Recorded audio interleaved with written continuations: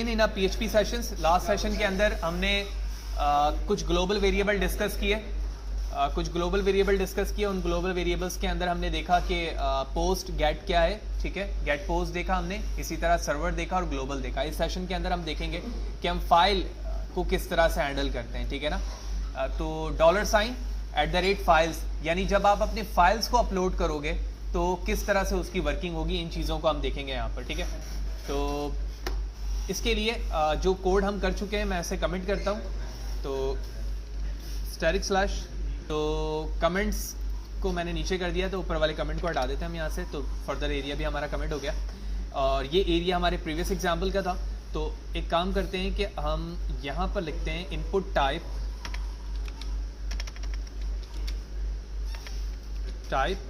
Equal to file, ठीक है, और इसका हम नाम रखते हैं input file, okay, and that's it. तो इससे क्या हो रहा है कि आप एक बटन बनाते हो जिसके ज़रिए से आप अपने फाइल को अपलोड कर सकते हो। अपलोड करने के बाद आप सबमिट करोगे तो वो सेकंड पर आपको इंफॉर्मेशन शो करेगा इस फाइल पे कि आपकी फ़ाइल आपके सर्वर बेस सबमिट हो चुकी है, ठीक है ना। लेट्स सी, Ctrl+S करते हैं और उसके बाद हम सेकंड पेज पे चलते हैं, जहाँ पर आप क्या करोगे, फर्दर इन्फॉर्मेशन बताओगे कि सेकंड पेज पर हमें आउटपुट क्या शो होना चाहिए। लिहाजा इसके लिए मैं इन तमाम कोड को कमेंट कर देता हूँ। इसके बाद हम यहाँ पर इस फॉर्मेट के ज़रिए, यानी पहले मैं print_r को यहाँ से हटा देता हूँ और यहाँ से इस बात को हम समझते हैं, और नेम को भी हटा देता हूँ। तो आप यहाँ पर देख रहे हो, सबसे पहले मेरा ग्लोबल वेरिएबल है फाइल्स का, और उसके बाद जो हमारे नेम है यहाँ पर इनपुट टाइप फाइल का, वो मैंने यहाँ से कॉपी करके इससे रिप्लेस कर दी, ठीक है। तो अब होगा क्या, एक्चुअली जब आप अपने फाइल को अपलोड करोगे और अपलोड करने के बाद देखोगे कि उस फाइल पर उससे रिलेटेड इन्फॉर्मेशन मिलेगी कि आपने क्या चीज़ अपलोड की है। लेट्स सी, Ctrl+S करता हूँ, फर्स्ट फाइल को यहाँ से हम रन करेंगे तो वो बटन आएगा इनपुट फाइल का, मैंने इसको क्लिक किया, यहाँ से मैं अपनी फाइल चूज़ कर सकता हूँ, और हम डेस्कटॉप पर आते हैं और यहाँ से कोई इमेज ले लेते हैं, वट कोई सी भी। तो मैंने ये इस इमेज को ले लिया b.jpg, सबमिट करता हूँ। तो सबमिट करने के बाद मैं इस पेज पर आ चुका हूँ और लाइन नंबर 12 और 14 पे कोई मसला है। लेट्स सी, सेकंड पे देखते हैं।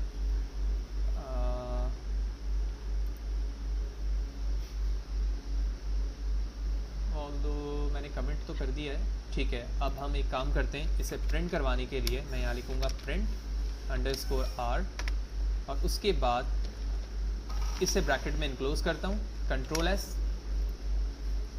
करने के बाद हम पेज को रिफ्रेश करते हैं और लाइन नंबर 15 पे एरर है। एक काम करते हैं, हम दोबारा चेक करते हैं क्योंकि मैंने एडिट किया है इसके अंदर, ऐसा प्रोग्राम को दोबारा रन किया, एक और फाइल अपलोड करके देखते हैं यहाँ पर, and this one, submit, okay. तो यहाँ पर मसला ये है कि हमारा आउटपुट इसलिए विजिबल नहीं हो रहा है कि सबसे पहले हमें अपने फॉर्म के फर्स्ट टैग के अंदर ENC टाइप लिखना होता है, जिसके ज़रिए से आप अपने डेटा को ट्रांसफ़र करवाते हो मल्टी पार्ट पे। तो आप देख रहे हो यहाँ पर मैंने ओपनिंग टैग के अंदर, क्योंकि मुझे फ़ाइल ट्रांसफ़र करवानी है, इसके लिए मैंने एक यहाँ पर एट्रीब्यूट ऐड किया जिसका नाम है ENC टाइप, और इसमें मैंने स्लैश किया है मल्टी पार्ट फ्रॉम डेटा, ठीक है। इसके बाद तमाम फर्दर डेटा बिल्कुल वैसे ही है, जहाँ पर आपके फाइल का नाम है, इनपुट टाइप टेक्स्ट में आपने फाइल लिया हुआ है टाइप में, विच मीन, और नेम आपने ये रखा हुआ है। उसके बाद हमारा प्रीवियस कोड भी बिल्कुल वैसे ही है, print_r के ज़रिए से हम यहाँ पर अपने फाइल फॉर्मेट को प्रिंट करवा रहे हैं। और उसके बाद आप चाहें तो उस फाइल का नेम भी यहाँ रख सकते हैं। मैं अभी इस नाम को हटा देता हूँ, यहाँ पर मैंने सिर्फ यहाँ से ID, वहाँ पर जो ID या नाम दिया हुआ है उसको यहाँ पर पेस्ट किया है। Ctrl+S करते हैं, प्रोग्राम को दोबारा रन करेंगे स्क्रैच से, और उसके बाद हम फाइल अपलोड करके देखते हैं।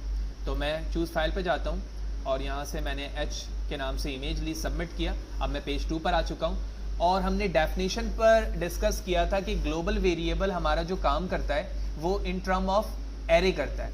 तो आप देख रहे हो कि एक नेम एंड की वैल्यू एरे जनरेट हुआ, और नेम के अंदर इमेज का नाम लिखा आ रहा है, फिर उसके बाद टाइप में उसकी टाइप बताई जा रही है, और उसके बाद लोकेशन बताई जा रही है कि वो इमेज कहाँ पर मौजूद है। XAMPP के फोल्डर में टेम्प है, और टेम्प के अंदर ये इमेज मौजूद है TMP के नाम से। फिर उसके बाद उसका साइज दिया हुआ है, और बाकी बताया जा रहा है कि इसमें कोई भी टाइप ऑफ एरर मौजूद नहीं है, ठीक है। लेट्स सी, हम सर्वर पे जाकर भी देखेंगे ओके, तो हम इस एक्सेस पे जाकर अपनी टेम्प फाइल को भी देख सकते हैं और साथ ही साथ ये साइज़ मौजूद है जो टोटल साइज़ को रिप्रेजेंट कर रहा है। अगर आप सिर्फ ये चाहते हो कि उसके साथ उसका सिर्फ नाम लिखा हुआ है तो आप इस फाइल पर आएंगे अपने सेकंड पर और यहाँ पर एक लार्ज ब्रैकेट ऐड करेंगे और यहाँ पर लिखेंगे name as like this. Control S करता हूँ, मैं पेज को दोबारा रिफ्रेश करता हूँ।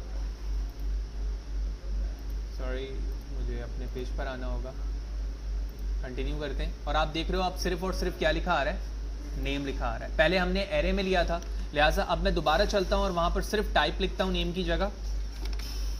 कंट्रोल एस, पेज को रिफ्रेश करता हूँ, कंटिन्यू, और आप देख रहे हो कि इमेज टाइप है और जेपीजी इसका एक्सटेंशन है।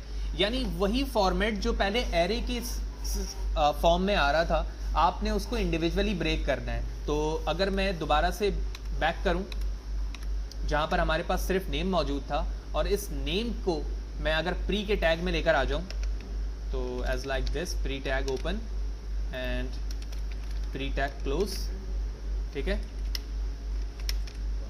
Control S and let's see how the data will show on the screen. और आप देख रहे हो कि अब प्री की टैग की वजह से क्या हुआ, आपका डेटा का जो फॉर्मेट है वो बिल्कुल वैसे ही हो गया। हमें पता है प्री डिफाइंड टैग का मतलब यहाँ प्री का ये होता है कि जिस तरह से आप डेटा को लिखेंगे बिल्कुल उसी तरह से डेटा शो हो जाता है। हमें पता है HTML के टैग्स जो होते हैं वो एक्स्ट्रा स्पेस को इग्नोर करते हैं, लेकिन प्री का टैग ऐसा टैग है जिसके अंदर आप जिस तरह से टेक्स्ट लिखते हो बिल्कुल टेक्स्ट उसी तरह से शो होता है। तो मैंने क्या किया, अपने इस PHP के पूरे टैग को प्री के अंदर इनक्लोज कर लिया। तो जो प्री का डेटा है जो हमारी इंफॉर्मेशन को शो कर रहा है, उसने मेरी तमाम इंफॉर्मेशन को शो कर दिया कि जो फाइल मैंने अपलोड की है उसका नाम H है, ये इसके टाइप है, ये टेम्प नेम है यानी ये इसकी फाइल का लोकेशन है, इसमें एरर मौजूद नहीं और ये इसका साइज़ है। इसी तरह मैंने कोई रिस्ट्रिक्शन यहाँ पर नहीं लगाई है कि आप इमेज के अलावा और कोई फाइल नहीं कर सकते। लेट्स सी कि क्या मैं कोई दूसरी फाइल कर सकता हूँ या नहीं। लिहाजा इसके लिए मैं प्रोग्राम को दोबारा बिल्ड करूँगा और यहाँ से कोई दूसरी फाइल अपलोड करके देखता हूँ। लिहाजा चूज़ फाइल पे गया मैं और यहाँ पर जाने के बाद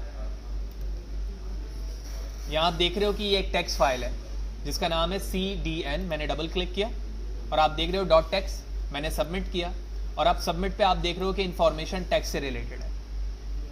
ओके, तो इस सेशन के हमने अंदर डिस्कस किया कि ग्लोबल वेरिएबल फाइल से क्या मुराद है, फाइल क्या काम करता है, किसी भी फाइल को अपलोड करने के लिए इसका इस्तेमाल किया जाता है, ये ग्लोबल वेरिएबल है। और उसके बाद हमने चेक किया कि इससे रन करने के लिए हमें अपने फॉर्म के टैग्स में एक एट्रीब्यूट ऐड करना होता है जिसे हम कहते हैं ENC टाइप, जिसके ज़रिए से आप अपने टाइप को ट्रांसफ़र कर सकते हैं। देन इसके बाद हम अपने सेकंड फाइल पर आकर उसे रन करने के लिए यहाँ पर print_r का इस्तेमाल करते हैं। और उसके बाद हमने ये देखा कि प्री के टैग के ज़रिए से हम अपने आउटपुट को किस तरह से मज़ीद स्पेसिफाई कर सकते हैं कि वो अलग अलग चीज़ों के साथ हमें शो हो कि उसमें क्या चीज़ हमने अपलोड की है, क्या साइज़ है और क्या नाम है। नेक्स्ट वीडियो सेशन के अंदर हम फर्दर चीज़ों को डिस्कस करेंगे, यानी कि जो रिमेनिंग हमारे पास ग्लोबल वेरिएबल हैं जिसमें कुकीज़ है, सेशंस है और ENV, ठीक है।